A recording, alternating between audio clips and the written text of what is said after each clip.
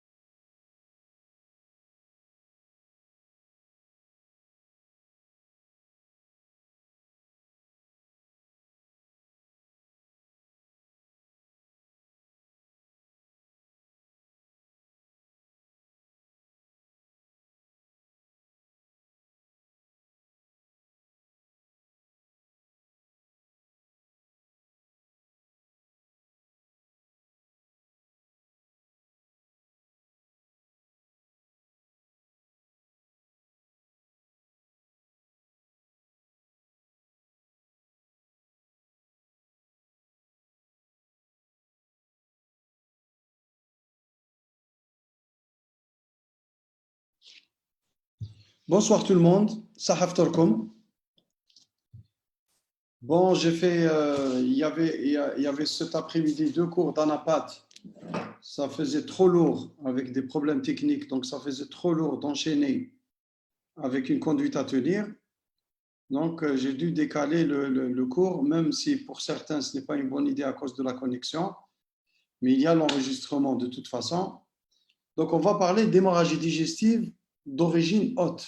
Et à travers cette conduite à tenir, faire un petit peu une révision de quelques cours que vous avez fait ces 2 semaines.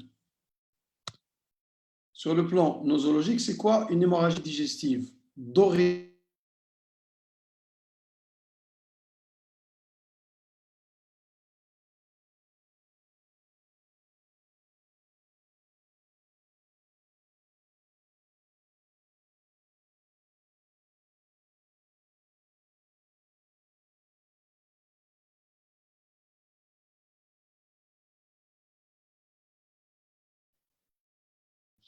Donc, l'origine, l'hémorragie digestive haute, c'est tout saignement ayant pour origine le tractus digestif situé au-dessus de l'angle de Treitz.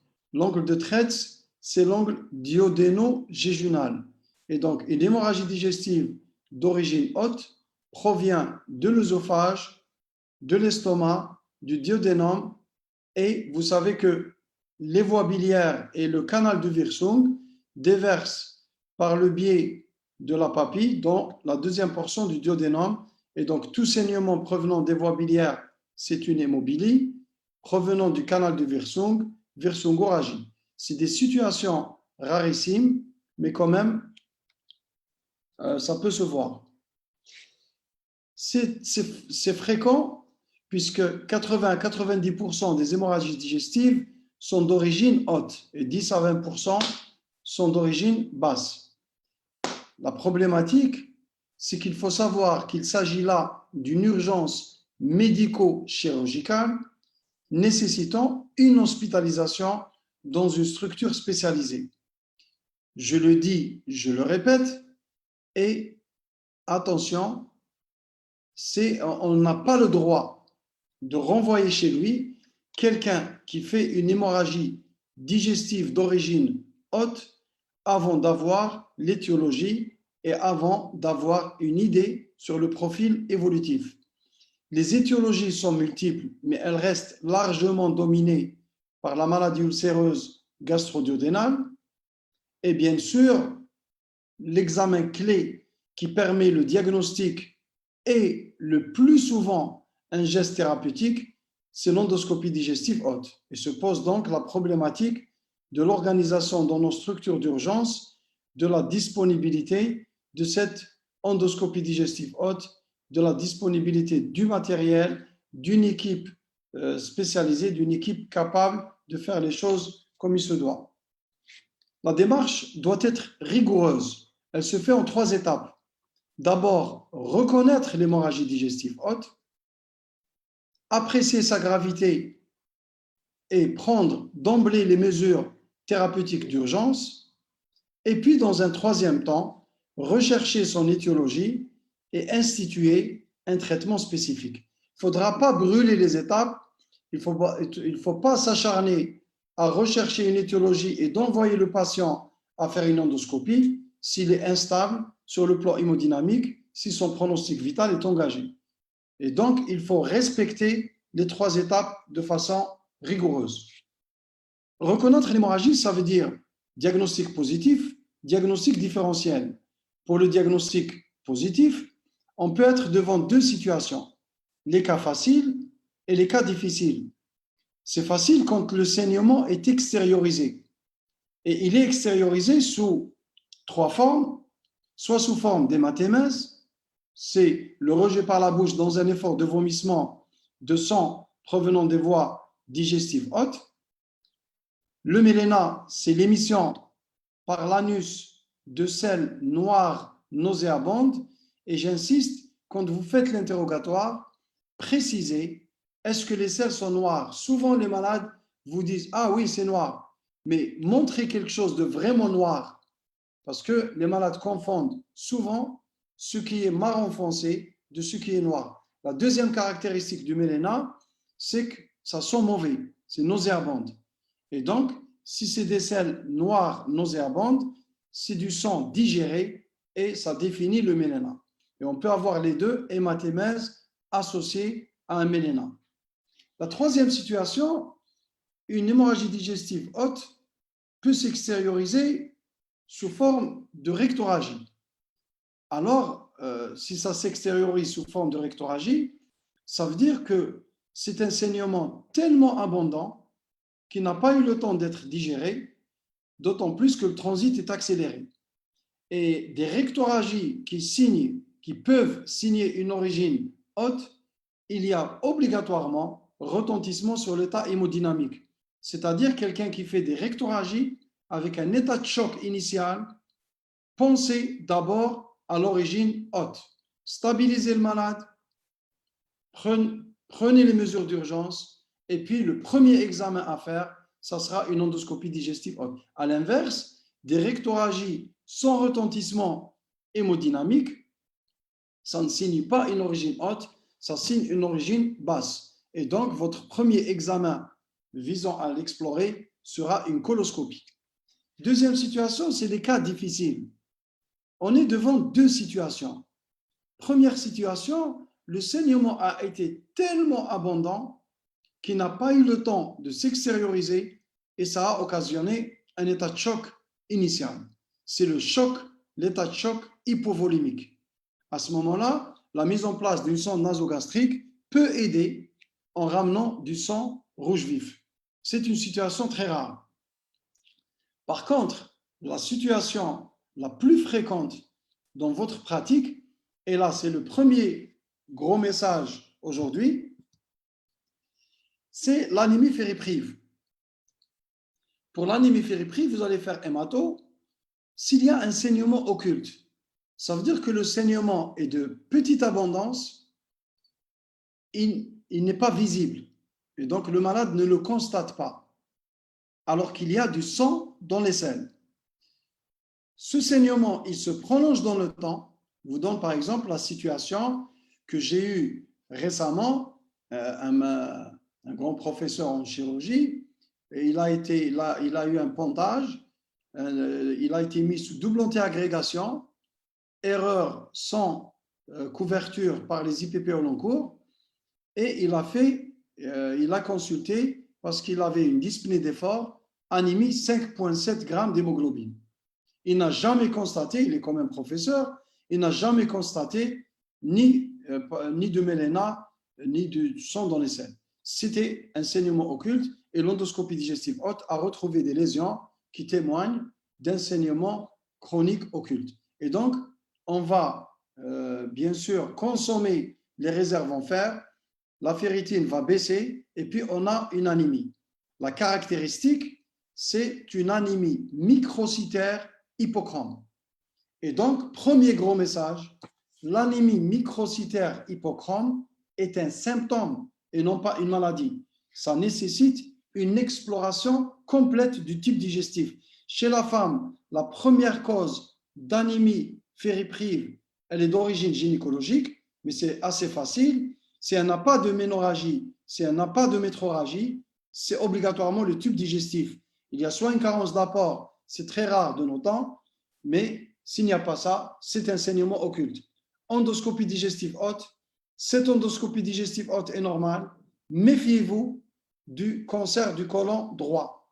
Le mode de révélation très fréquent du cancer du côlon droit, c'est le saignement occulte qui entraîne une anémie fériprive et donc ça impose une coloscopie. Et donc retenez le premier message, une anémie fériprive, c'est un symptôme, ça doit s'explorer et sur le plan digestif, endoscopie digestive haute, si elle est normale, complétée systématiquement par une coloscopie parce que le côlon droit étant très large, la tumeur occasionne rarement une occlusion puisqu'il y a de l'espace, mais elle va nécroser, ça va saigner, ça saigne, soit ça donne des rectorragies ou du méléna, soit ce n'est pas apparent et ça donne une anémie fériprive par saignement occulte. Quels sont les diagnostics différentiels? Donc, Il faut éliminer ce qui n'est pas hémorragie. Ce qui n'est pas hémorragie, c'est ce qui est coloration alimentaire ou médicamenteuse, par exemple, betterave, épinards, du fer, du charbon, etc. J'ai eu une fois pratiquement une directoragie chez une famille, plusieurs membres de la famille qui ont consulté en même temps, mais tout simplement qui avaient consommé des betteraves. Et donc, recherchez ça à l'interrogatoire, notamment la prise de fer. Quelqu'un qui a un saignement occulte, on met du fer, c'est automatiquement les selles vont se colorer en noir. Ce n'est pas du mélanat, mais c'est la coloration noire liée à la prise de fer. Si on dilue les selles, si c'est du sang, ça tombe vers le rouge. Si c'est du fer, ça reste noir. Deuxièmement, ce qui est hémorragie, mais non digestive. Il y a du sang, mais ce n'est pas d'origine digestive. C'est l'hémocyalémèse, origine bucco-pharyngée, c'est facile par l'examen clinique. L'hémoptysie, mais l'hémoptysie, c'est des efforts de toux, c'est l'émission de sang par la bouche dans un effort de toux et non dans un effort de vomissement. Et puis, c'est l'épistaxis. Quand l'épistaxis est antérieure, c'est facile, mais parfois elle est postérieure et donc elle peut être déglutie, vomi. Ça, c'est des situations qu'on rencontre en endoscopie d'urgence, mais elles sont relativement rares. Et puis, le diagnostic différentiel le plus difficile en pratique, c'est l'hémorragie digestive d'origine basse quand le malade se présente pour un mélénat. Et donc, rappelons-nous, le mélénat, c'est l'émission par l'anus de sang noir nauséabonde. 80 à 90%, le mélénat est lié à une lésion haute. S'il n'y a pas de lésion haute, elle est basse. En pratique, il y a un critère qu'on va retrouver un peu plus loin dans les scores, c'est l'urée. Le rapport, ce qu'on appelle le rapport urée sur créate. Je m'explique. L'urée, c'est quoi l'urée? C'est le produit issu de la dégradation de l'ammoniac, lui-même issu de la dégradation des acides aminés, donc des protéines. Si on a un saignement d'origine haute, les protéines seront dégradées, il va y avoir une hyperproduction d'ammoniac, cet ammoniac est absorbé, ça passe dans le tronc-porte et dans le foie, ça va hyperproduire de l'urée. Les capacités du rein seront dépassées et donc cette urée augmentera. Et plus la lésion est basse, l'urée ne va pas augmenter parce que la surface d'absorption sera de plus en plus réduite. Si bien qu'au niveau du côlon, s'il y a une lésion colique qui saigne, cette urée ne sera pas augmentée. Et donc, erreur à ne pas faire sur le plan pratique, lorsque vous recevez un malade pour hémorragie digestive et vous faites un bilan, vous avez une urée très augmentée alors que la créate est normale, n'utilisez pas le terme insuffisance rénale fonctionnelle. Le rein n'a strictement rien à voir dans l'histoire, mais ça veut dire tout simplement qu'il y a une hyperproduction par le foie. Ça veut dire que c'est une situation habituelle parce que le sang étant riche en protéines, il y a une hyperproduction d'ammoniac, donc d'urée, et donc c'est ce qui explique cette augmentation de l'urée. Et donc, le rein n'a strictement rien à voir. N'utilisez pas le terme insuffisance rénale fonctionnelle. Alors, les critères de gravité, il y a d'abord le terrain, l'âge, l'état associé. Bien sûr, lorsque vous recevez un malade pour hémorragie digestive, la première chose capitale, vous prenez les constantes hémodynamiques, le pouls, la tension artérielle. Si le pouls est accéléré, la tension artérielle reste correcte, c'est un état de choc compensé, puisqu'il y a une décharge d'adrénaline par la médule surrénale qui va entraîner une tachycardie avec une augmentation des résistances artérielles systémiques. La tension artérielle va rester correcte. Et puis, quand les capacités seront dépassées, il va y avoir une baisse de la tension artérielle et on aura des signes de choc. Donc, c'est un état décompensé. Les critères biologiques, la formule, la crasse sanguine. La formule, à mon sens, c'est un examen qui est souvent pas suffisamment bien interprété par les collègues au niveau des urgences. Parce que cette formule, elle raconte une histoire. Et l'histoire, il ne faut pas regarder que le taux d'hémoglobine. D'une part, cette formule, le taux d'hémoglobine, l'hématocrite, etc., souvenez-vous, enfin, dans un premier temps, il y a une perte proportionnelle de plasma et d'éléments figurés. Et donc, cette formule peut rester normale, alors qu'il y a un gros saignement. Ce n'est que secondairement, lorsqu'il y a une hémodilution, que cette baisse du taux d'hémoglobine apparaîtra. Et donc, attention, premier piège, lorsque vous lisez une formule chez quelqu'un qui fait une hémorragie digestive, si l'épisode hémorragique est proche du moment de la consultation, cette formule risque d'être mise à défaut. Et donc, ne tenez pas compte de la formule pour être rassuré. Vous pouvez être faussement rassuré. Vous devez refaire une formule quelques heures plus tard, attendre les phénomènes d'hémodilution pour faire le comparatif. Ça, c'est le premier point.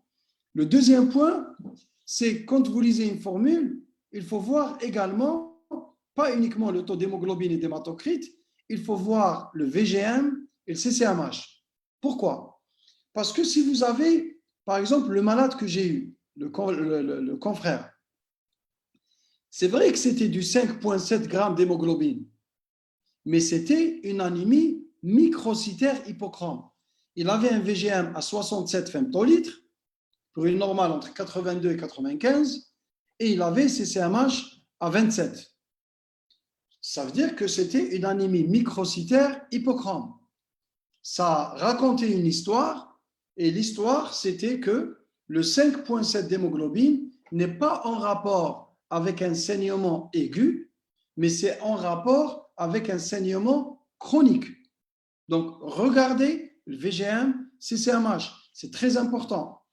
En pratique, c'est plus grave quand j'ai quelqu'un qui a un taux d'hémoglobine à 9, mais elle est normocytaire normochrome, c'est plus grave que quelqu'un qui a un 6, alors que l'anémie est microcytaire hypochrome. Dans le premier cas, c'est un saignement aigu, donc il a perdu une grande quantité de sang. Dans le deuxième cas, c'est probablement un saignement occulte. Ça, c'est capital, surtout dans notre décision de transfuser ou pas.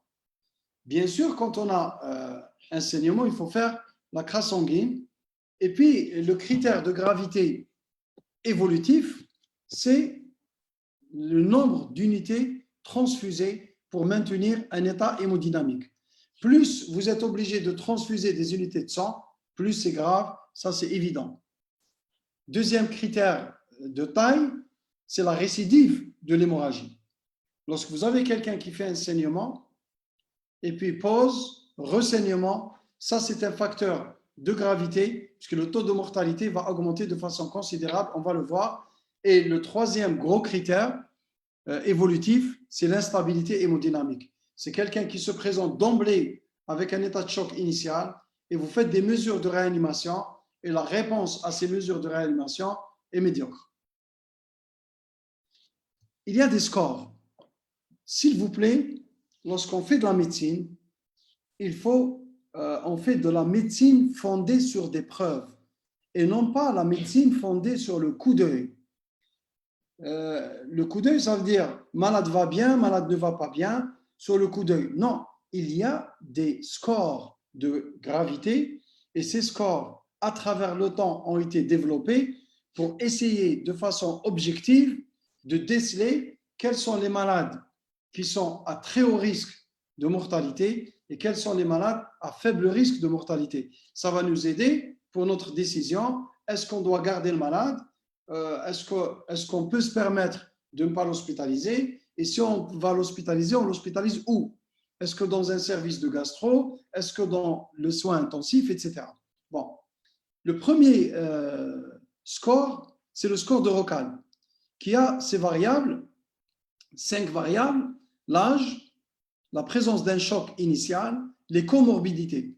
Ça, c'est ce qu'on appelle, ces 3 items définissent le score de Roccal pré-endoscopique, c'est-à-dire avant l'examen endoscopique. C'est facile, il y a le critère âge, même si vous pouvez être critique sur ce plan-là, puisque vous savez qu'actuellement, c'est plutôt l'âge physiologique que l'âge chronologique. Score 0, moins de 60 ans. 1, 60, 79. Score 2, plus de 80 ans. Bien sûr, le deuxième critère de taille, quand il n'y a pas de retentissement hémodynamique, c'est-à-dire le pouls est inférieur à 100, la systolique est supérieure à 100 mm de mercure, 0. Quand on a un pouls accéléré mais une tension correcte, c'est un score 1. Quand on a une tension qui décroche, c'est un score 2. S'il n'y a pas de comorbidité, c'est un score 0. S'il y a des comorbidités telles que l'insuffisance cardiaque, une insuffisance coronarienne ou une comorbidité majeure, telle qu'un cancer, là, c'est un score 2. L'insuffisance rénale, l'insuffisance hépatocellulaire, les néoplasies disséminées, c'est un score 3. On va voir comment on utilise ce score en pratique. Après avoir fait l'endoscopie, justement, là, on a une idée exacte, plus précise sur le profil évolutif par rapport à l'étiologie. Et par rapport à l'étiologie, on va voir les différentes étiologies. Mallory Weiss, pas de lésion, score 0. Les autres, score 1. Et un cancer, c'est un score 2. Les critères endoscopiques à risque, on va voir en fonction d'un score de Forest. On va voir dans un petit moment, on score soit 0, soit 2. Eh bien, ce score en pratique, sachez que dans les pays développés, la mortalité globale, elle est aux alentours de 10%. On a fait une étude qui a été publiée, que j'ai présentée dans un congrès international sur les hémorragies digestives. On a eu 607 malades et on a eu une mortalité un petit peu inférieure. Ça paraît bizarre, mais non. C'est une mortalité qui reste très élevée parce qu'on a une population jeune. Et là, ce qui explique dans les pays occidentaux une mortalité à 10%, c'est que c'est une population âgée avec des comorbidités. Vous avez vu ce qui s'est passé avec le Covid en termes de mortalité, ça n'a strictement rien à voir. Si vous prenez un pays comme l'Italie où la population est âgée, bien sûr que vous aurez une mortalité très élevée. Alors, attention, en cas de saignement actif, en G ou en nappe, vaisseau visible, caillot adhérent, s'il y a une récidive, la mortalité est encore multipliée par 10. Donc, la récidive hémorragique, attention, ça doit vous alerter. C'est un malade potentiellement qui va décéder et donc vous devez impérativement prendre les bonnes décisions. Et on va voir plus tard c'est quoi les bonnes décisions. Deuxième score qui est beaucoup plus utilisé actuellement, c'est le score de Glasgow-Blatchford. Et ça, on retrouve notre urée. Vous voyez l'urée là, nous c'est plutôt les grammes, 17 millimoles par litre égale 1 gramme. Et vous voyez que plus l'urée est augmentée, plus c'est grave. Ce qui est logique, puisque plus l'urée est augmentée, ça veut dire que la quantité de sang qu'il y a dans le tube digestif est plus importante, puisque plus il y a du sang, plus il y a une production d'ammoniac et donc production d'urée, et donc cette urée sera augmentée. Le deuxième critère, c'est l'hémoglobine, le taux d'hémoglobine. Le troisième, c'est la tension artérielle. Et puis, il y a les autres critères, la fréquence cardiaque, méléna, etc. Chaque item est coté et il faut savoir, il faut avoir ça en tête parce que sur le plan pratique, ce que ça donne. Le deuxième score de Glasgow ne tient pas compte de l'endoscopie et vous voyez que ces scores-là, finalement, ils ne sont bons pour me dire rassurez-vous, il n'y a pas de gravité que si le score est 0, voire 1. C'est-à-dire, si le score est 0,1, c'est uniquement dans ce cas de figure où je suis en droit de libérer le malade chez lui. Mais vous voyez que dès que l'urée est un petit peu augmentée, j'ai déjà un score 2. Et donc, je n'ai pas le droit de libérer le malade. Dès que le taux d'hémoglobine s'élève un peu, enfin ça baisse un peu, j'ai déjà un score qui dépassera 1. Et donc, je dois garder le malade. Retenez ça, parce qu'en pratique, malheureusement, quand ce score-là est supérieur ou égal à 1, il a une valeur prédictive positive de 32% uniquement. Ça veut dire quoi?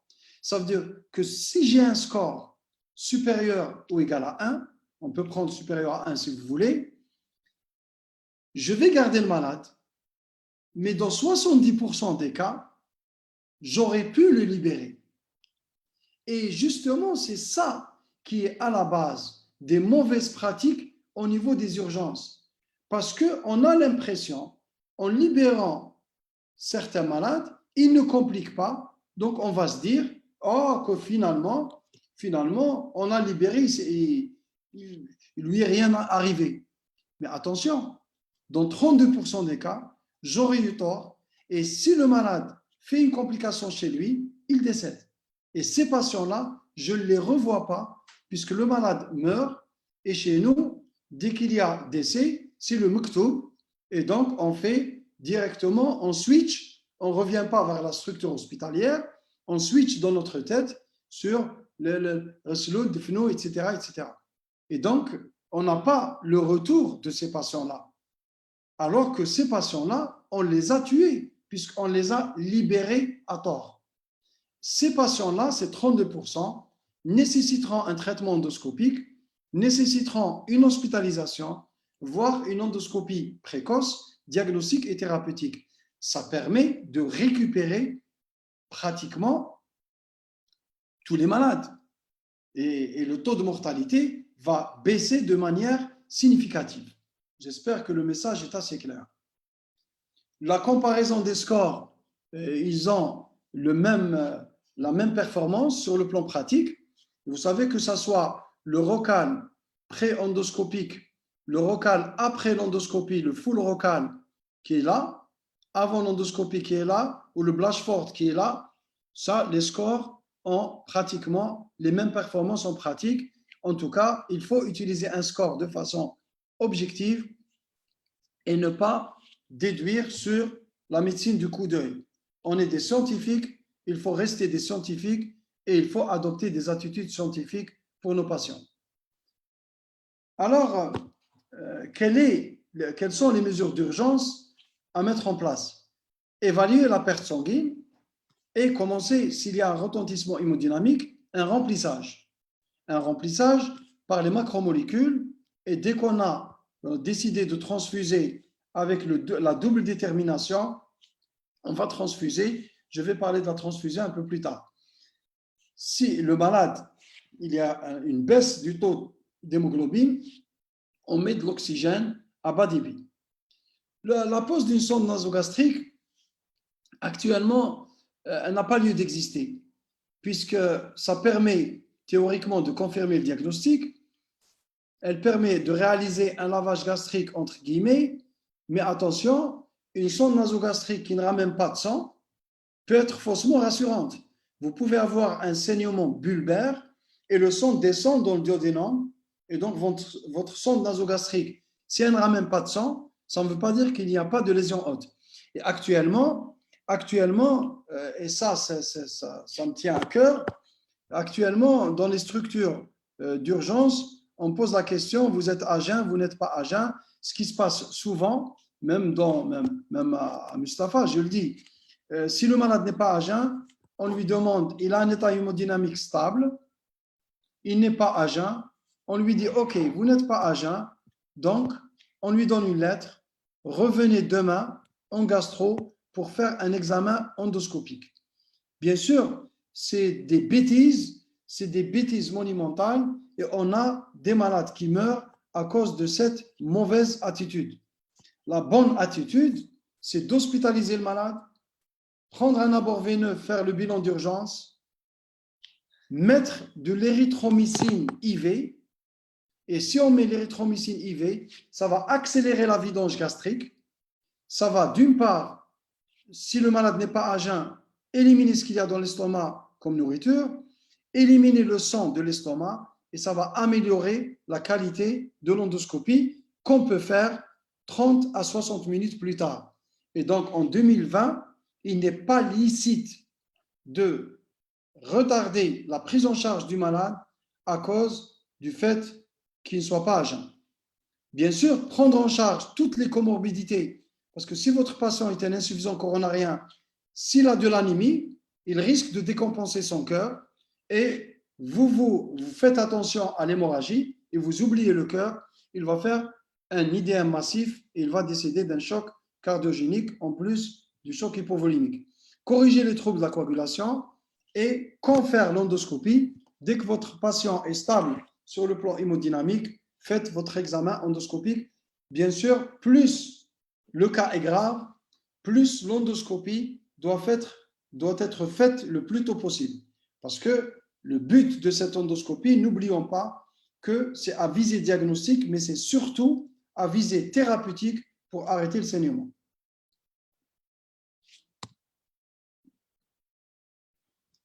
Au terme de cette étape, on a deux situations. Le malade a un état hémodynamique stable. On passe à l'endoscopie digestive.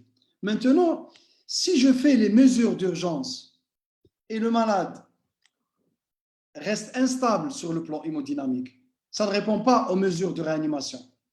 Ça veut dire que mon malade, je vais le perdre rapidement. À ce moment-là, et ça nous manque cruellement dans nos structures d'urgence, c'est le traitement radiologique. Et le traitement radiologique, c'est l'artériographie sélective. C'est par l'artère fémorale ou l'artère radiale, faire une montée de sonde, c'est ce que vous voyez là, sur cette image. On injecte un produit de contraste, on a la fuite qui est là, et à travers ce cathéter, on va injecter une solution qui va polymériser, boucher le canal et arrêter le saignement. Et donc ça permet de sauver des vies. Et bien sûr, l'artériographie sélective faite dans le cadre de l'urgence est très, très, très importante puisque ça permet de sauver pas mal de vies. Malheureusement, elle n'est pas disponible dans nos structures d'urgence. Et ça, nos malades, on a eu dernièrement une malade qu'on a dû opérer dans le cadre de l'urgence parce qu'on n'a pas d'artériographie. Et le chirurgien, c'était une panique à bord puisque j'ai fait l'endoscopie haute jusqu'au jéjunum. Il n'y avait rien. La coloscopie, c'est une polypose adénomateuse familiale avec un anastomose iléorectale. On va faire le cours plus tard. J'ai rien retrouvé par voie basse que du sang qui venait. Et lui, en ouvrant, il n'a pas pu avoir le site du saignement. La malade avait de l'hypertension portale. Ils ont fait une dérivation et heureusement que le saignement s'est arrêté. Mais à l'état normal, un saignement comme ça à haut débit, avec l'artériographie, on règle le problème. Rechercher l'étiologie. Donc, l'autre étape, c'est rechercher l'étiologie, c'est le diagnostic étiologique. On va faire une anamnèse, les antécédents, la prise d'AINS, d'anticoagulants, de vomissements, de maladies hépatiques, etc. L'examen clinique, bien sûr, qui doit être méthodique et complet. J'ai des objectifs. L'examen clinique, je dois rechercher des signes d'hypertension portale. Vous avez fait le cours hypertension portale et cirrhose. Je vais rechercher la présence d'une circulation veineuse collatérale. Je palpe à la recherche d'une splénomégalie, d'une ascite, rechercher le foie. Est-ce qu'il y a de l'atrophie? Est-ce qu'il y a une hépatomégalie? Et est-ce qu'il y a un syndrome hémorragique diffus? Rapidement, le reste de l'examen somatique. Et puis, l'examen paraclinique, clé, c'est l'endoscopie digestive haute. Elle permet de déterminer le siège de là ou des lésions responsables de l'hémorragie, d'évaluer le risque de récidive hémorragique et surtout de faire un geste d'hémostase endoscopique. Quelles sont les étiologies? La première étiologie, de loin, des hémorragies digestives d'origine haute, dans un peu plus de 50%, c'est la maladie ulcéreuse, gastro-duodénale. Et surtout, c'est l'ulcère du bulbe, plus fréquent que l'ulcère de l'estomac. Et attention, l'hémorragie peut révéler la maladie ulcéreuse. C'est-à-dire, on peut avoir un malade qui n'a aucun antécédent de maladie ulcéreuse. Ou quand on pousse l'interrogatoire, qui a eu des douleurs qui ont répondu à un traitement symptomatique. Bien sûr, le diagnostic, c'est l'endoscopie. Quels sont mes objectifs? Arrêter le saignement, prévenir la récidive hémorragique, diminuer le recours à la chirurgie et diminuer la mortalité. Donc le cours, vous avez fait le cours sur complications de la maladie ulcéreuse, j'ai bien suivi. Bon, le cours est fait par un chirurgien. Le problème, c'est que le plus souvent, on n'a pas besoin de chirurgie. Et donc, le chirurgien, quand il parle... Ah bon?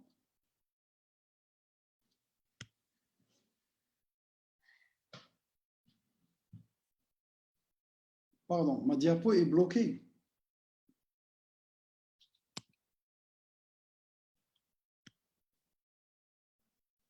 Waouh, waouh, waouh.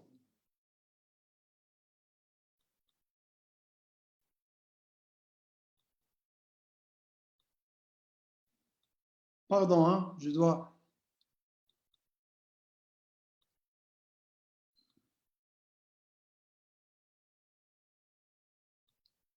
Oh là là.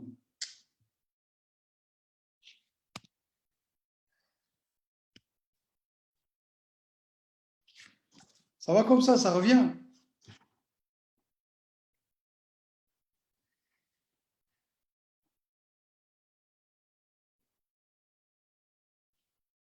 Pardon, une minute, hein.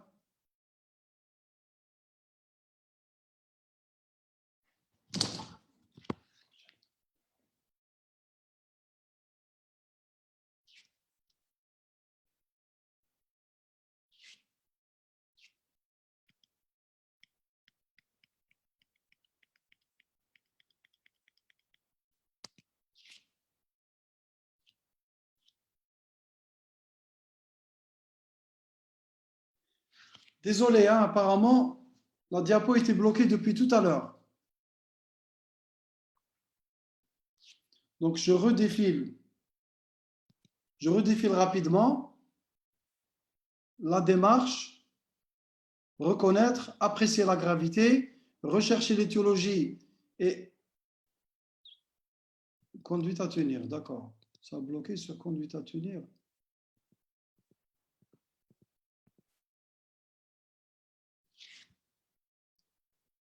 À partir de là,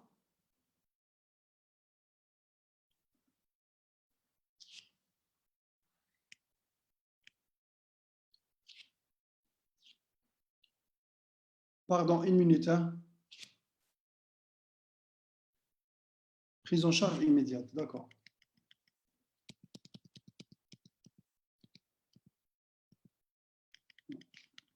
Oh là là, c'est problématique, ça. Prise en charge immédiate. D'accord, d'accord, d'accord, d'accord, d'accord. Voilà. Ça a bloqué à partir de là, donc. Prise en charge immédiate. J'ai dit deux situations. État hémodynamique stable, endoscopie digestive haute. État hémodynamique instable, mesure de réanimation, succès, endoscopie haute. Échec, on fait une artériographie.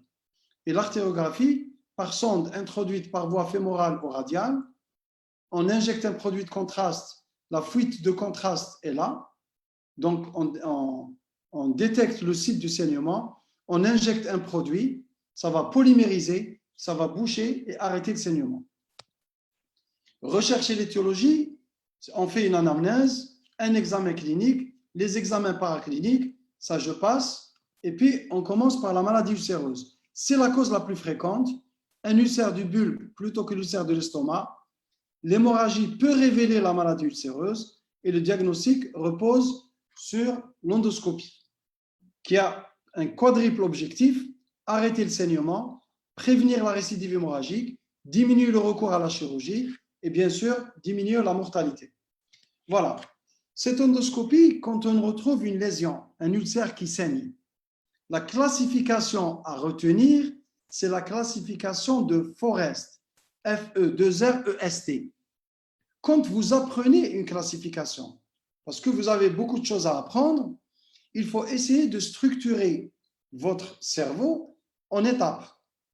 La classification de Forest, il y a 3 stades. 1, 2, 3. C'est quoi le 1, c'est quoi le 2, c'est quoi le 3?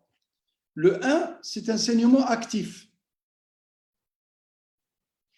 Le 2, c'est des stigmates de saignement récent. Le 3, il n'y a ni l'un ni l'autre. 1, saignement actif.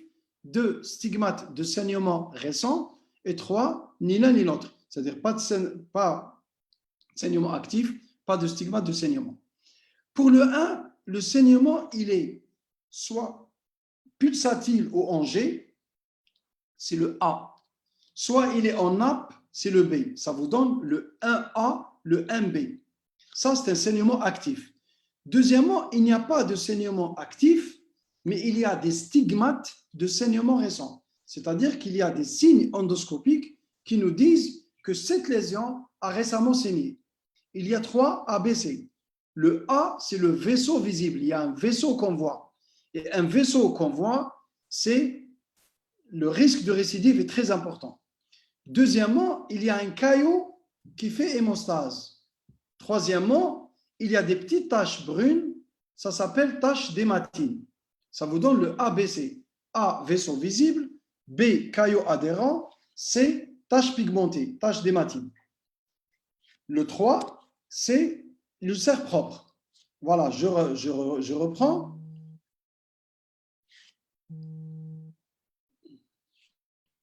Pardon, une minute.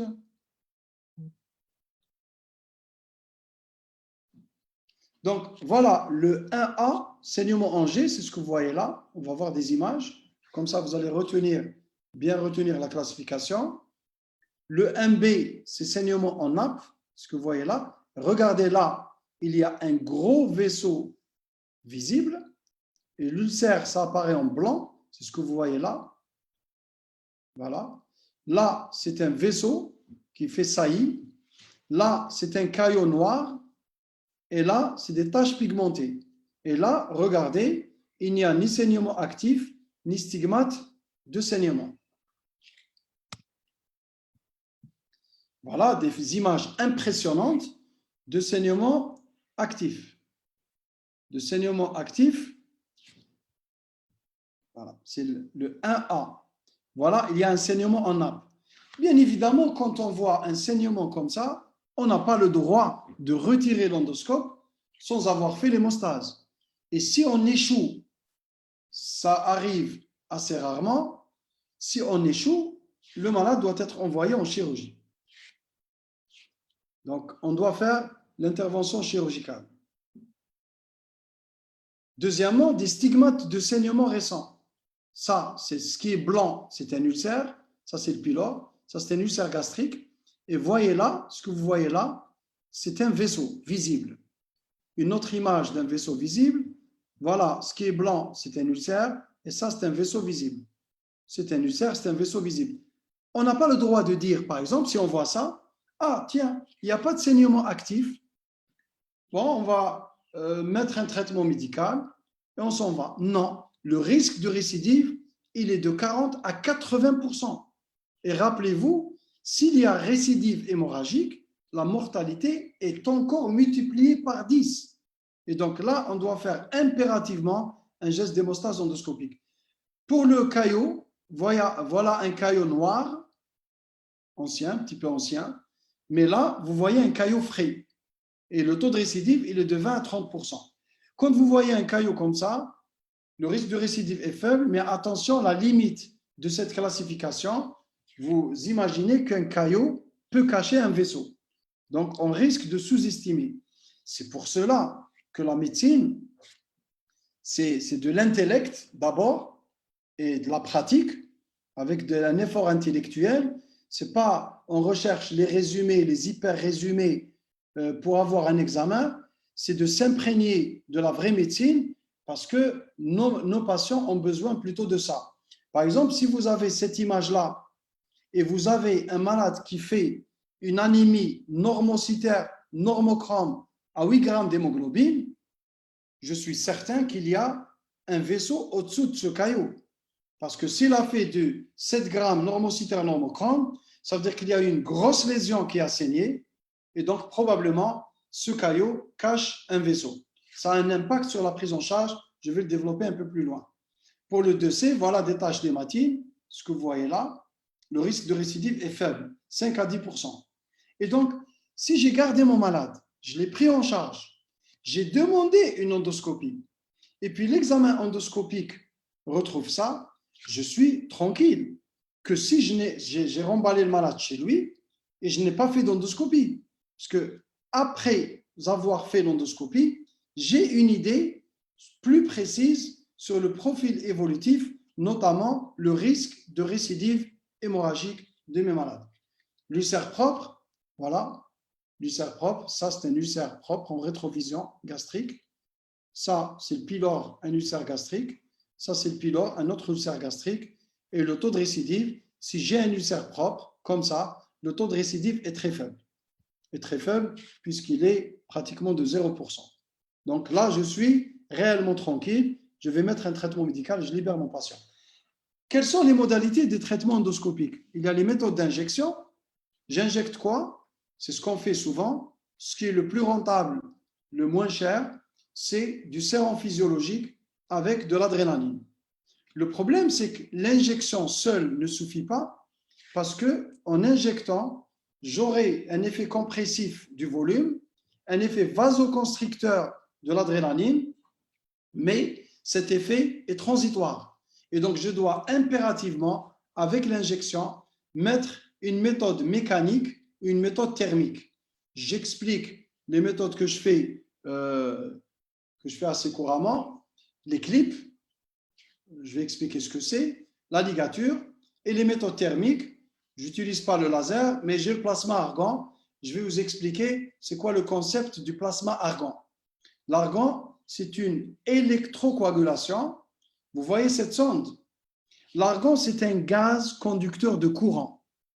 Donc, quand je fais sortir ma sonde, si je mets de l'électricité sur la paroi, je perfore. Je ne vais pas faire une hémostase endoscopique pour entraîner une perforation, vous êtes d'accord? Cette sonde que vous voyez là, je vais la mettre à 1 mm de ma lésion, j'appuie sur une pédale, la pédale bleue, l'argan va sortir et le courant va suivre l'argan, puisque l'argan est conducteur de courant, et je vais entraîner une brûlure superficielle. Et cette brûlure va entraîner une hémostase, destruction du vaisseau, qui va entraîner de la fibrose, et donc ça va faire l'hémostase endoscopique, c'est la méthode thermique, par électrocoagulation au plasma argan. Ça, c'est très utile. Quand j'ai un saignement en nappe, j'arrête le saignement avec ça. Ça, c'est magique. Alors ce qu'on utilise habituellement, c'est les deux méthodes. Je vais vous montrer des images. L'injection seule ou traitement combiné, il n'y a pas photo. Lorsque vous faites un traitement combiné, c'est-à-dire injection plus une autre méthode, vous avez moins de récidives, vous avez moins de recours à la chirurgie, vous avez moins de mortalité. Et donc, actuellement, toutes les recommandations vous disent que pour faire une hémostase endoscopique fiable, durable, on doit faire deux méthodes. On injecte, je vais vous montrer des images, on injecte la lésion, puis on met des clips. Voilà la pose d'un clip. C'est une véritable suture chirurgicale. Je lave, je mets en évidence ma lésion, j'ouvre le clip, j'applique et je largue mon clip. C'est comme si j'ai le chirurgien suture. Le problème en pratique, on fait généralement l'urgence. Quand le patient est opéré, il est opéré dans un bloc, alors que nous, on le fait dans des conditions vraiment déplorables. Actuellement, il y a des nouvelles techniques. Quand on a un gros vaisseau comme ça, si je mets un clip et je déchire le vaisseau, je vais déclencher un saignement vraiment très abondant. Alors, il y a ces gros clips, c'est des véritables pièges à loups. C'est ce qu'on appelle des clips Ovesco. On nous dit que ça coûte cher, mais opérer un malade, ça coûte plus cher et sa vie coûte beaucoup plus cher. Et là, l'hémospray hémostatique, ce que vous voyez là, l'hémospray hémostatique, ça c'est une technique relativement récente qui a été employée dans la guerre du Golfe pour les plaies artérielles. Les plaies artérielles des soldats, en attendant de les transmettre à l'hôpital, on pulvérise une poudre et ça fait hémostase. Et donc, par voie endoscopique, ça a été utilisé. Quand on n'arrive pas à mettre en évidence le site du saignement, on pulvérise cette cet hémospray hémostatique et ça fait hémostase et puis ça nous permet de reprendre le malade dans de meilleures conditions 24 heures plus tard. Qu'en est-il des IPP? Premier message pour les IPP qui est archi faux. Attention, les IPP seuls ne traitent jamais une hémorragie. C'est faux de dire le malade a une hémorragie, je vais mettre des IPP pour arrêter le saignement. Ça, c'est du faux. Attention, ne doivent jamais être utilisés en alternative à un traitement endoscopique. Les IPP, c'est un appoint au traitement endoscopique, ce n'est pas une alternative au traitement endoscopique, ça doit être fait après l'hémostase endoscopique pour prévenir les récidives endoscopiques, pour réduire le risque de recours à la chirurgie et c'est pour éviter le second look endoscopique. La posologie, c'est-à-dire le malade, je l'ai reçu, je l'ai bien pris en charge, je l'ai réanimé, je l'ai transfusé, et je n'ai pas parlé de la transfusion, je m'en excuse. Là, le but de la transfusion, ça dépend de votre terrain. Si vous avez un coronarien, le chiffre d'hémoglobine que vous visez, c'est 9-10 grammes. Si vous avez un patient qui est jeune, en bon état général, sans comorbidité, le 8 grammes suffit largement. Vous n'avez pas besoin d'aller au-delà. Il faut éviter de surcharger parce que vous favoriserez la récidive hémorragique. Et donc, finalement, les IPP, il y a un schéma standard. Après traitement endoscopique, je mets 80 mg en bolus, c'est-à-dire en IV des lentes, et puis 8 mg par heure à la seringue électrique pendant 72 heures. Pourquoi ne pas mettre des injections seules? Pourquoi? Parce qu'en fait, ce qui est incriminé dans la récidive hémorragique, c'est la baisse du pH. Si vous avez un pH qui descend au-delà de 4, vous favorisez la récidive. Et donc, après traitement endoscopique, si vous arrivez à maintenir le pH au-delà de 6, vous évitez les récidives hémorragiques. Et pour ce faire, vous allez délivrer des IPP de façon continue. Comme ça, dès qu'il y a une pompe active, elle sera inactivée par l'IPP et vous allez réduire de façon très efficace, élever de façon très efficace le pH ou réduire de façon très efficace l'acidité gastrique et vous allez réduire la récidive hémorragique. Donc, retenez que les IPP ne sont pas un traitement pour l'hémorragie. Les IPP, c'est en complément à un traitement endoscopique qui est un traitement combiné, injection plus une autre méthode, clip ou méthode thermique telle que le plasma. Qu'en est-il du traitement chirurgical? Eh bien, vous avez eu la chirurgienne qui a fait les complications sur la maladie ulcéreuse et elle vous a dit clairement que je n'opère pratiquement plus les hémorragies ulcéreuses. C'est parce que justement, le traitement combiné avec les IPP a réduit de façon très significative ce recours à la chirurgie. Parfois, s'il s'agit d'une hémorragie massive, échec ou non-disponibilité, ce qui est déplorable du traitement endoscopique, on a recours à cette chirurgie d'hémostase qui va faire une ligature des vaisseaux qui saignent, du vaisseau qui saigne. Et donc, vous allez me dire, mais cette ligature, vous avez la possibilité de la faire par des clips, et donc, idéalement, je la fais par des clips et non pas par voie chirurgicale. On va finir sur cet algorithme. Donc, je reçois une hémorragie digestive, je stabilise l'état hémodynamique, je fais une endoscopie. C'est un Forest 2C ou Forest 3, traitement médical ambulatoire sans traitement endoscopique, puisque le taux de récidive, il avoisine 0. S'il y a un saignement actif, vaisseau visible, je fais obligatoirement un traitement endoscopique. S'il y a un caillot adhérent, j'ai mis un point d'interrogation parce que si j'ai un caillot adhérent avec une formule qui parle, j'injecte au pourtour de l'ulcère, j'enlève le caillot et le vaisseau que je vais voir, je vais le clipper. Comme ça, je vais éviter la récidive. Le traitement endoscopique et médical, succès, c'est OK. S'il y a une récidive hémorragique, ça dépend de l'endoscopiste. Si j'ai l'impression d'avoir tout fait pour ce malade, je ne peux pas faire plus. Je vais demander au chirurgien d'opérer le malade parce que je ne peux pas faire plus. J'estime que j'ai tout fait en endoscopie et malheureusement, ça n'a pas marché.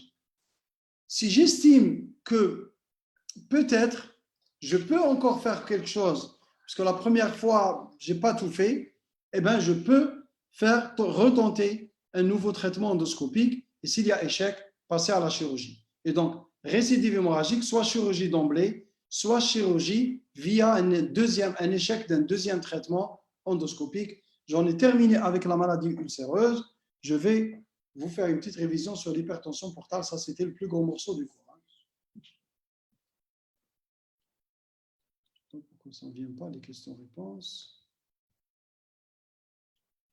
Voilà.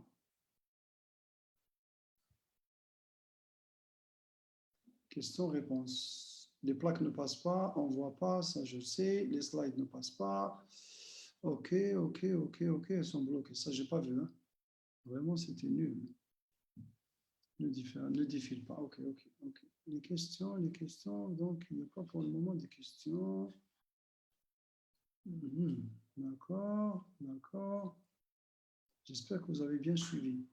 D'accord, ça j'ai bien. Le score de Blatchford. Il y a des items et chaque item est coté. Et dès lors que c'est supérieur à 1, vous n'avez pas le droit de renvoyer le malade chez lui. En gros, c'est ce que ça veut dire. Si le score est de 2 ou 3, ça ne veut pas dire que forcément vous allez trouver une catastrophe, mais ça veut dire que vous devez hospitaliser le patient, faire une endoscopie, y voir plus clair, et puis reprendre une décision. Quel est le taux de réussite? Un bon radiologue qui va vous mettre en évidence l'origine du saignement, le taux de succès est très important, il est de 80%. C'est-à-dire pour arrêter le saignement. Maintenant, le risque majeur, il faut quelqu'un vraiment d'entraîné parce que le risque majeur, si on bouche au niveau de la racine, il y a risque de nécrose de ce qui va aller en amont. Mais ce risque-là, chez un radiologue, c'est expérimenté, il est faible. Voilà. Un ulcère propre. Comment on peut trouver un ulcère propre après un saignement? Eh bien, un ulcère propre après un saignement, la cause la plus fréquente, c'est que vous avez fait l'endoscopie très tardivement.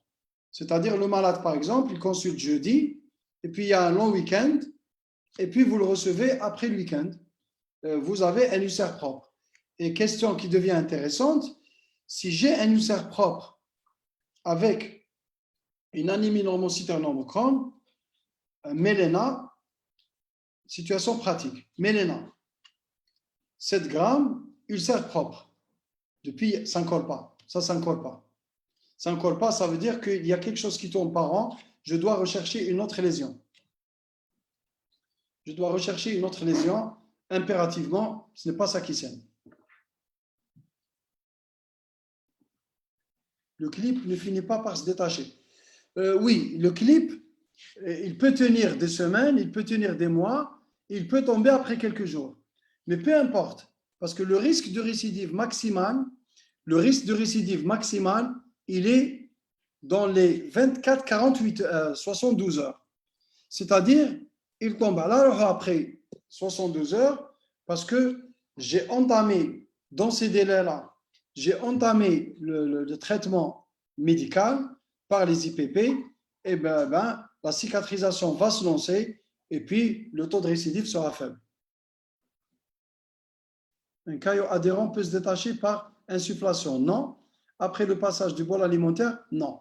Le caillot, généralement, il est adhérent, il est bien adhérent.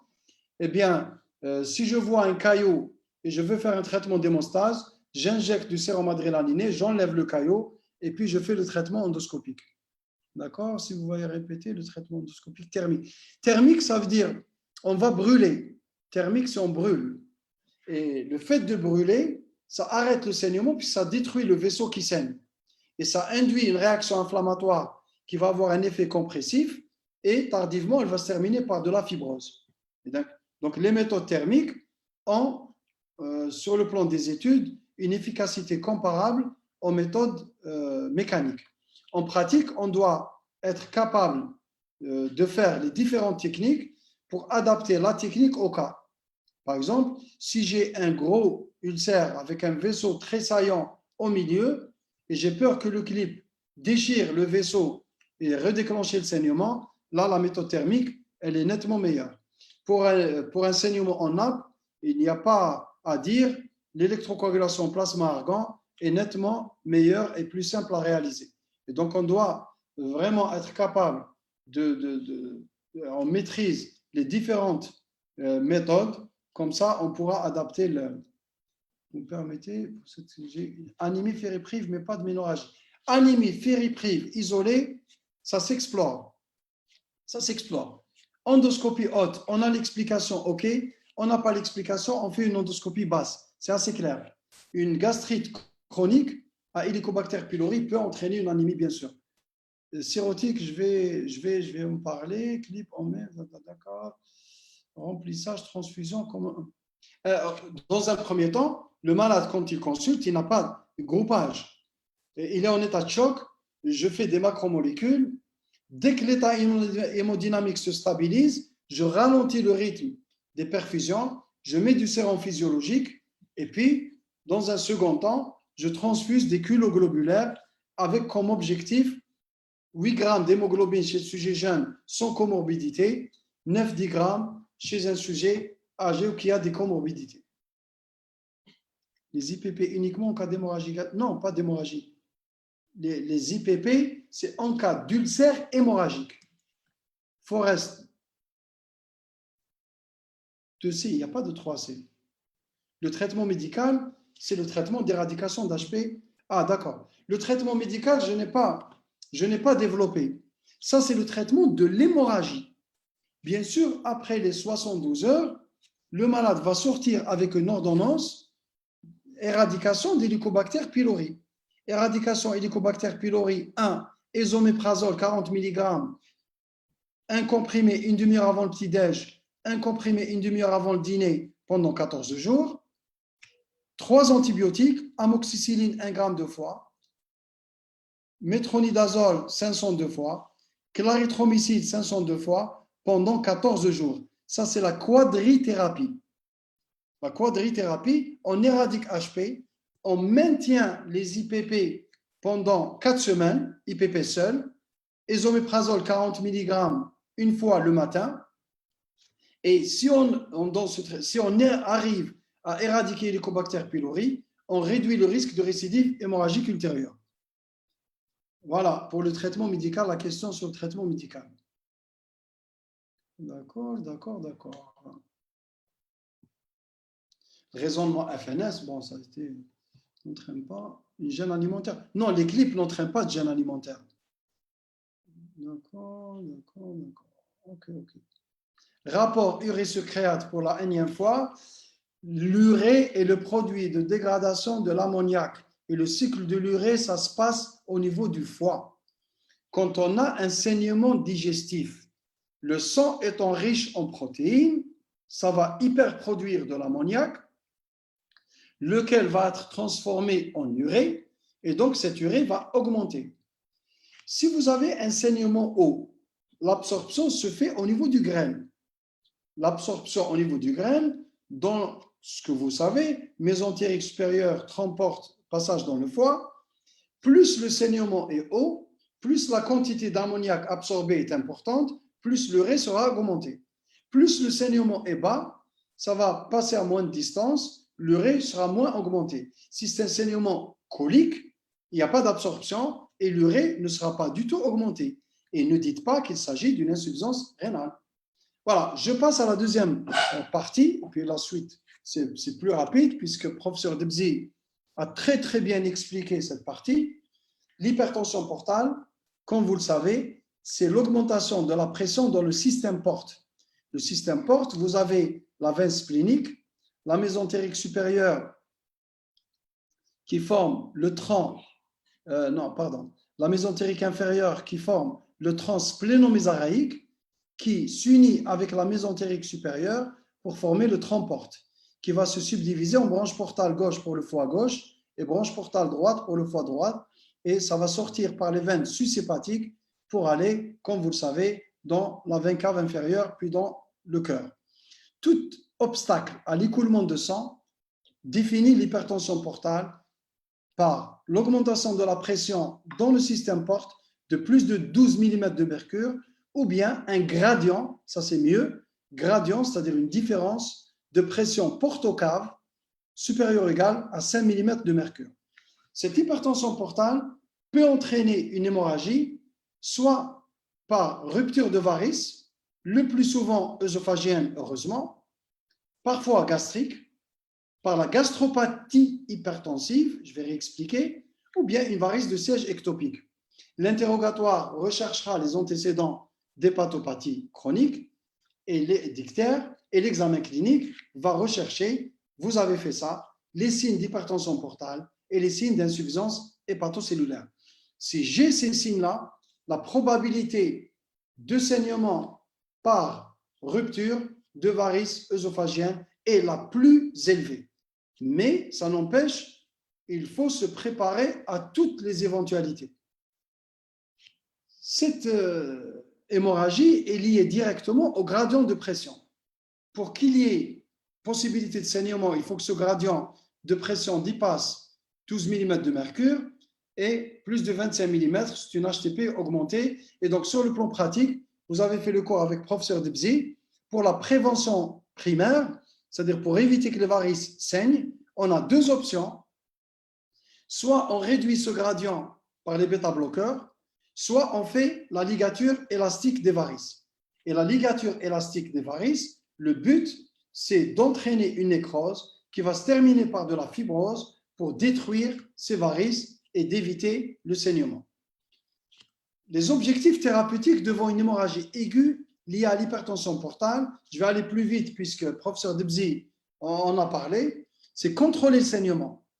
Ça, c'est impératif. Deux choses qu'on oublie en pratique. Si on les oublie, c'est très grave parce que le risque de mortalité n'est pas uniquement lié au saignement, mais il est lié, dans la moitié des cas, aux autres complications, c'est l'infection du liquide acide et l'encéphalopathie hépatique.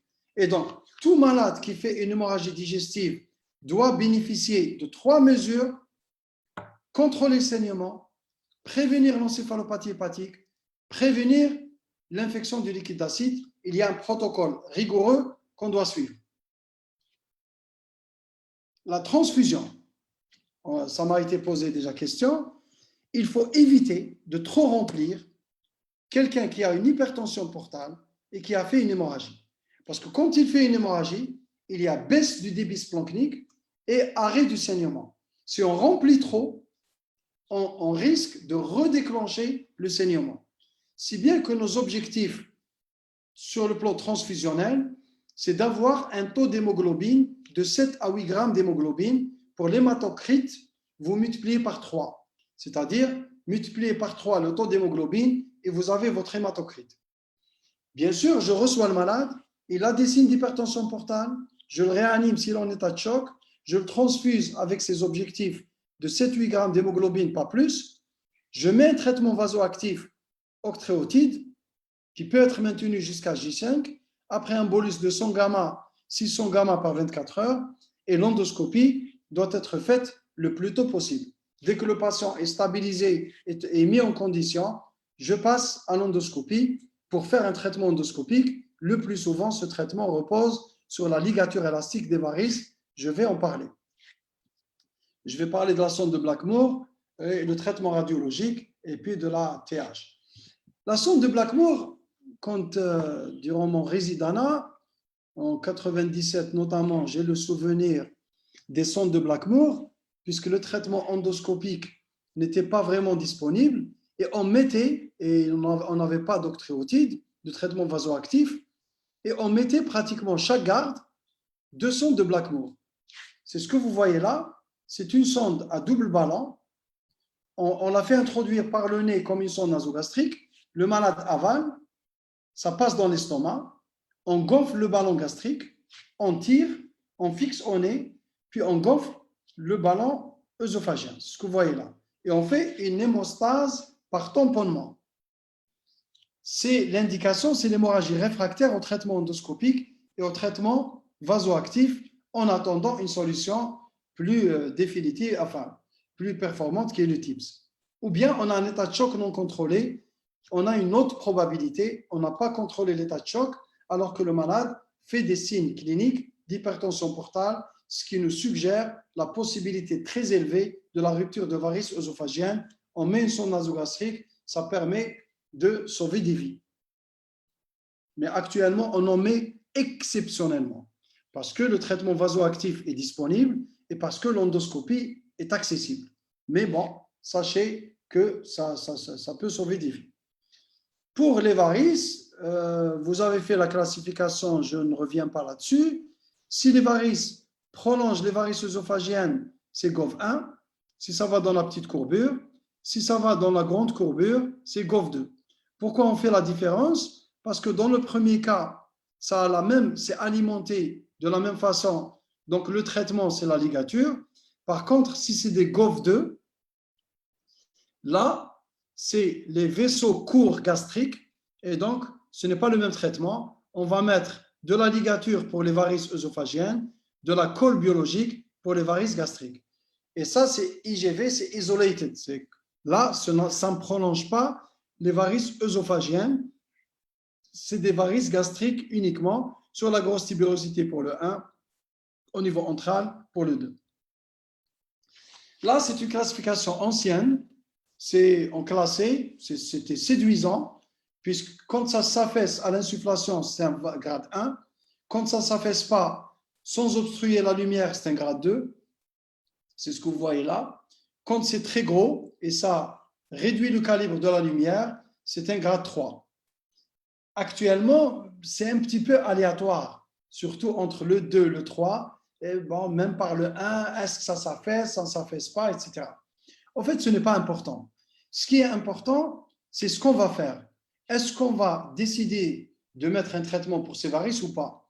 Là, on est dans le saignement. Le saignement, c'est bien sûr, on va faire un geste d'hémostase. Et là, on classe actuellement petite varice, grosse varice.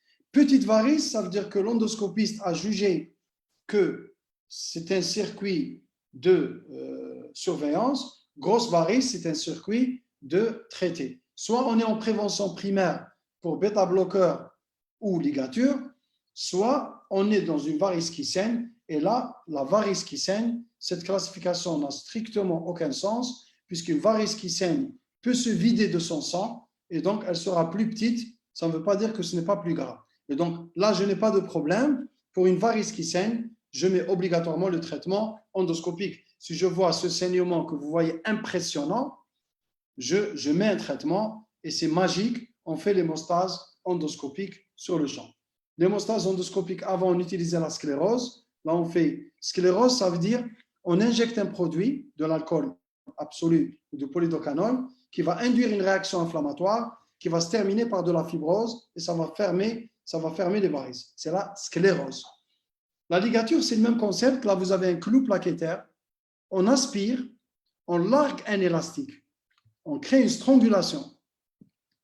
Ce tissu-là va nécroser et cette nécrose va donner une escarre qui risque de chuter. C'est pour ça qu'on peut avoir un saignement retardé 7e, 10e jour par chute d'escarre. Et puis, secondairement, ça va donner de la fibrose. Et donc, on se débarrasse de ces varices qui ne sont pas efficaces sur le plan hémodynamique, puisque ça ne déverse pas le sang quelque part, et elles nous créent des problèmes, puisque la tension sur la paroi va amincir cette paroi qui va se rompre et induire une hémorragie. Et la ligature élastique, vraiment, c'est une technique très facile à réaliser sur le plan pratique et très rapide, très facile et très rentable. On met plusieurs élastiques à différents niveaux et, bien sûr, après l'épisode hémorragique, on va faire des séances de ligature jusqu'à nous débarrasser définitivement de ces varices. Pour les varices gastriques, c'est ce que vous voyez là. Le traitement, c'est la colle. Il y a deux types, le GOV1 ou le VOG1 si vous voulez, et le VOG2. Quand c'est la petite courbure, le traitement, c'est la ligature. Quand c'est du Vogue 2, sur la grosse tuberosité, c'est ce que vous voyez là, c'est la colle biologique. Cette colle, c'est un produit qu'on mélange avec un produit du lipiodol radio-opaque pour voir sous contrôle scopique. On injecte le produit polymérise et comme si on cimentait cette varice. C'est du ciment et c'est magique, ça fait l'hémostase sur le champ. On ligature les varices œsophagiennes, on fait de la colle biologique sur les varices gastriques, sur la grosse tubérosité, et on arrive à récupérer la plupart des malades. Malheureusement, quand un malade a une cirrhose du foie, quand il fait un épisode hémorragique, l'espérance de vie chute considérablement. Et donc, c'est des malades à suivre de façon très rapprochée. Pour la gastropathie hypertensive, ça veut dire quoi, gastropathie hypertensive? Hypertensive, ça veut dire qu'elle est liée à l'hypertension portale. Cette augmentation de la pression va induire une dilatation des capillaires et cette dilatation va se voir comme ça au niveau de l'estomac. C'est ce qu'on appelle l'aspect en mosaïque.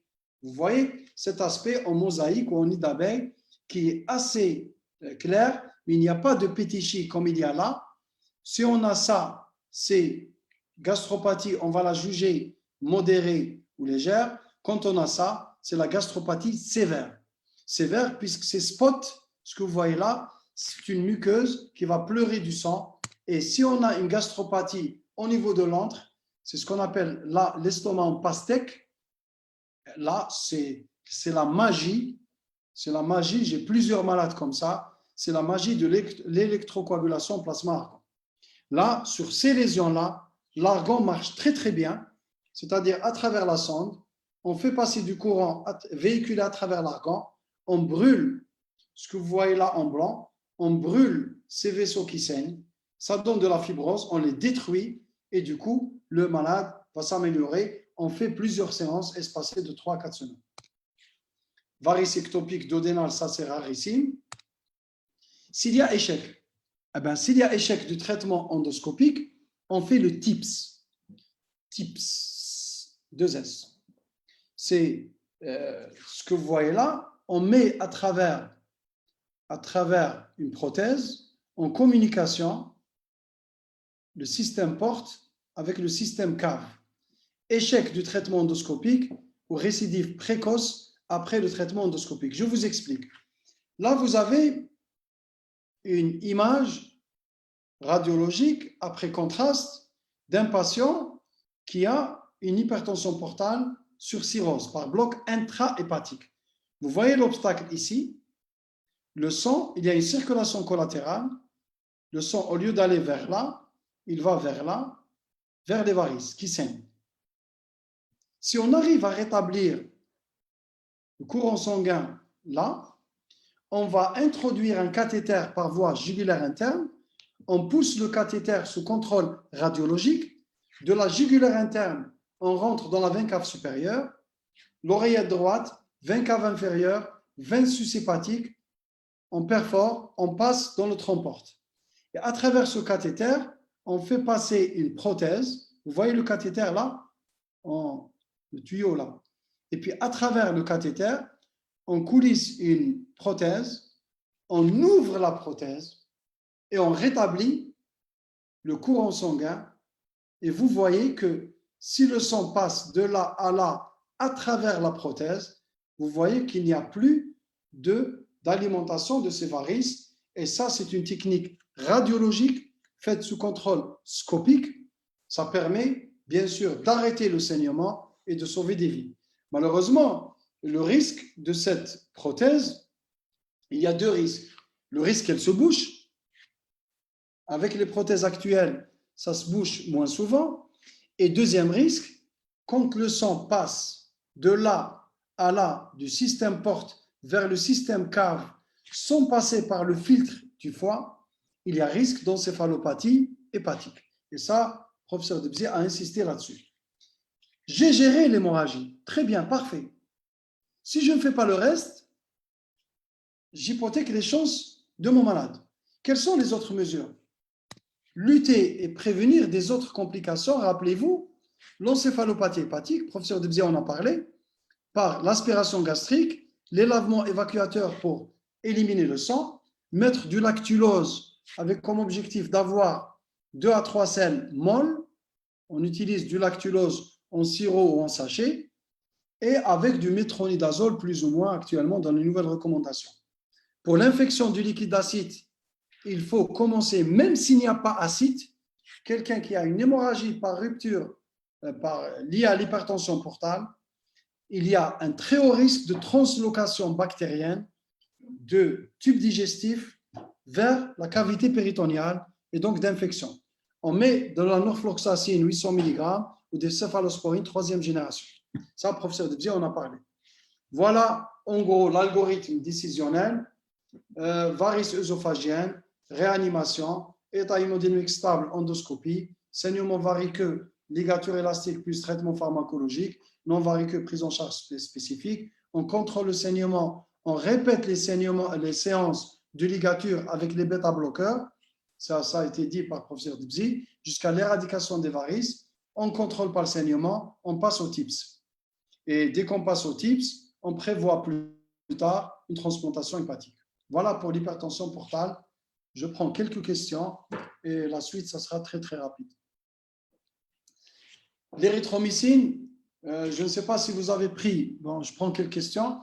L'érythromycine, ça accélère la vidange gastrique, puisque l'effet secondaire déjà de l'érythromycine, c'est l'effet secondaire majeur.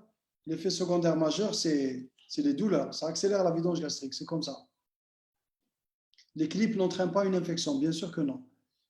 D'accord.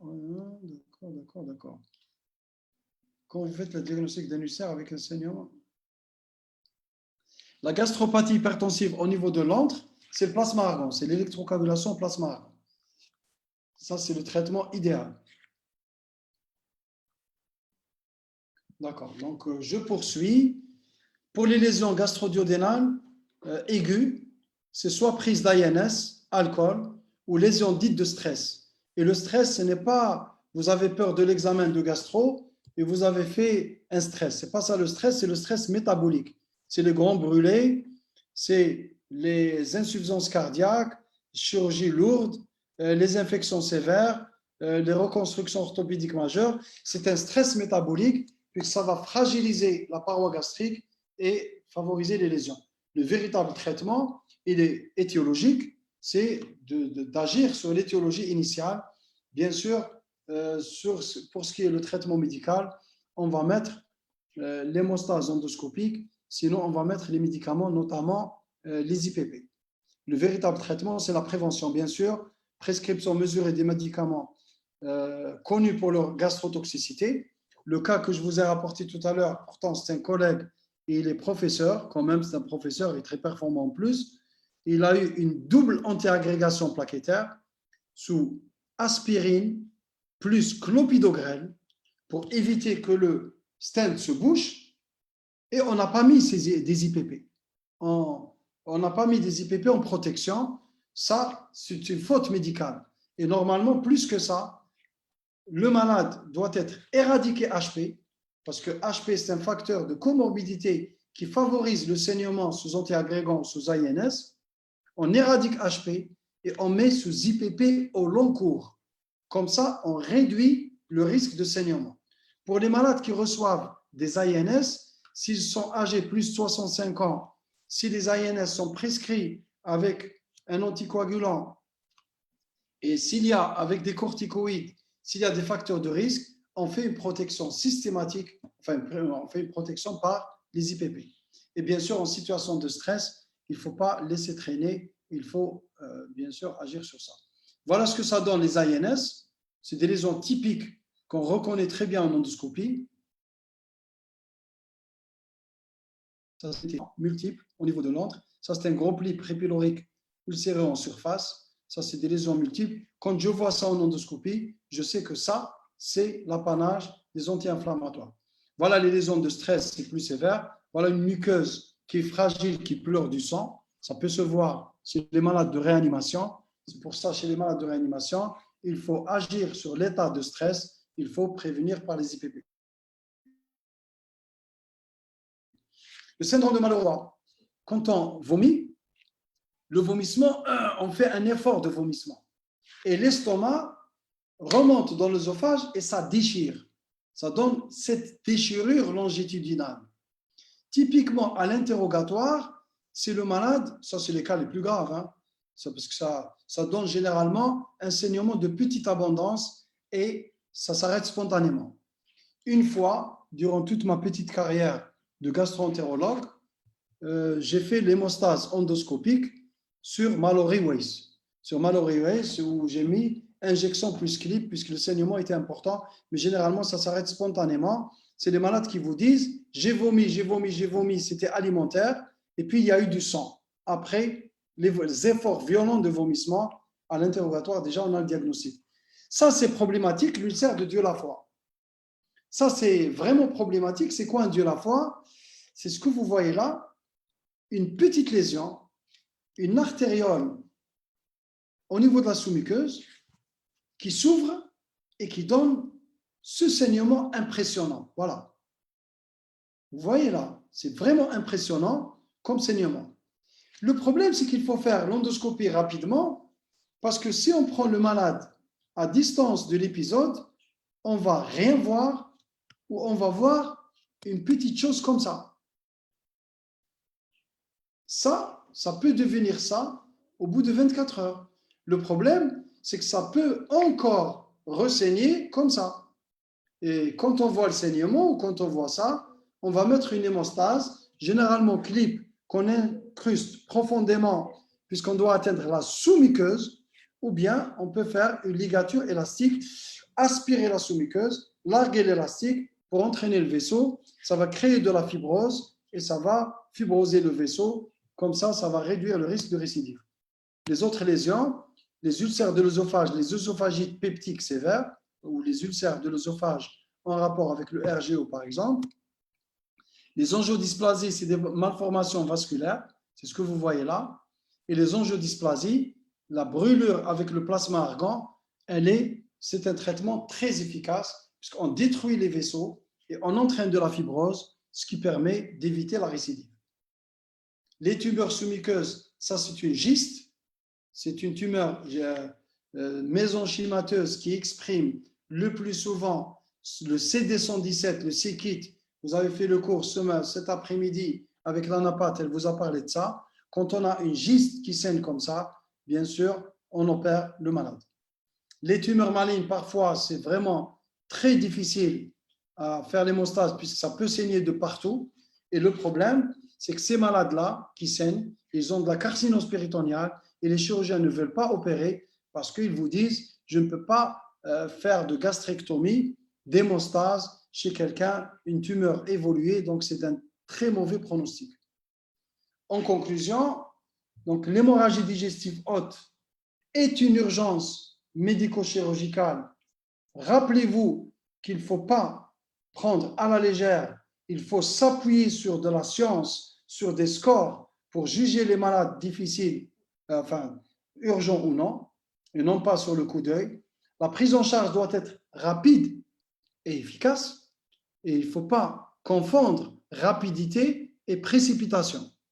On est des professionnels, quand on reçoit un malade dans l'urgence, il ne faudra pas se précipiter et faire du n'importe quoi, mais il faudra faire les gestes rapidement et efficacement. L'endoscopie digestive haute permet, après stabilisation hémodynamique, permet le plus souvent de poser le diagnostic et de faire un geste thérapeutique adéquat. Voilà, je sais que... Et puis, j'ai mis cette image, cette belle image, parce que quand on a une hémorragie digestive, vraiment, il y a des vagues partout et ça devient calme grâce à votre bonne intervention, à votre bonne prise en charge. La mère devient calme, le saignement s'arrête et vous sauvez la vie de votre patient. Je prends quelques questions, puisque là, dans le cas du TIPS, est-ce qu'on prescrit des anticoagulants alors que le patient avait... Non, le TIPS, on ne met pas des anticoagulants. Comment traiter, d'accord. En cas d'hémorragie liée à un ulcère de stress, l'endoscopie est normale. Non, si on parle d'ulcère de stress, c'est qu'il y a une lésion en endoscopie. D'accord. D'accord. D'accord. Donc, finalement, on arrive au terme de... J'ouvre le vote, comme d'habitude. Hein. Je réponds à quelques questions. Je prends encore maximum 5 minutes. Je sais que, malheureusement, bon, il faut tenir, hein, il faut tenir. Il faut tenir parce qu'en médecine, pour que vous soyez un bon médecin, c'est un sacrifice. C'est un sacrifice et ça demande de l'effort, ça demande de la persévérance. Pour réussir, il faut être persévérant, il faut s'autocritiquer, il faut corriger. S'il y a un échec, ce n'est pas un drame, il faudra revoir ce qui ne va pas et puis, bien sûr, profiter de l'expérience des autres. L'intelligence, c'est de profiter de l'expérience des autres pour se tromper le moins. Ça, c'est un type hyper intelligent. Et ne cherchez pas la facilité, parce que la médecine, ce n'est pas la facilité, hein, ce n'est pas un hyper résumé, parce que certains étudiants, si vous leur dites l'examen, il n'y a que ce paragraphe qui tombe, eh bien, ils vont travailler que le paragraphe en question. Non, je sais que c'est difficile, ça demande de l'effort, mais bon, un malade, ce n'est pas un paragraphe. Hein. Il faut faire l'effort qu'il faut. Et puis, je vous dis, Saha Sahorkum, et puis, surtout, Saha Aidkum, puisqu'on se verra, les cours reprendront, Inch'Allah, le mardi. On vous laisse souffler un peu. Et puis, les cours, je vais les remettre. Parce que ça fait quelques jours, j'ai pris une pause. Quelques étudiants ont pris attendez, j'arrête l'enregistrement et puis je vais vous parler. On n'a pas besoin d'enregistrement. Non. Arrêtez l'enregistrement. Voilà. Arrêtez l'enregistrement. Voilà. Parce que certains, ils ont fait de l'excellent boulot, hein, de l'excellent travail, mais ils ont mis ça sur une chaîne YouTube. Je conçois que c'était un travail excellent. C'était excellent, c'était bien, c'était formidable. Mais on ne peut pas se permettre de mettre sur une chaîne publique, de mettre des enregistrements sans l'aval des enseignants. Sans l'aval des enseignants. Moi, ça ne me gêne pas du tout. À titre personnel, ça ne me gêne pas du tout. Mais je ne peux pas exiger ça des autres enseignants. Je dois avoir l'aval. Les enseignants, de facto, ils ont donné leur aval pour que ça soit mis, ça soit partagé dans un site dédié exclusivement aux étudiants médecine algériens, mais c'est tout, hein, ça s'arrête là. On ne peut pas mettre ça sur une chaîne publique. Malheureusement, j'ai contacté la fac, leur site ne marche pas terriblement, mais encore une fois, c'était du beau travail. Hein. C'était du beau travail, et ce beau travail, mettez-le dans votre groupe, puisque l'intérêt final, c'est l'intérêt de partage, et je suis agréablement satisfait que les étudiants 2020 partagent les informations entre eux. Ça, c'est une excellente chose. Le partage, c'est toujours, ça vous rend plus grand, et ça vous renforce. Mais travaillez, et je termine par vous dire, Saha aidkoum, wa ala khair, wa saha sahurkoum.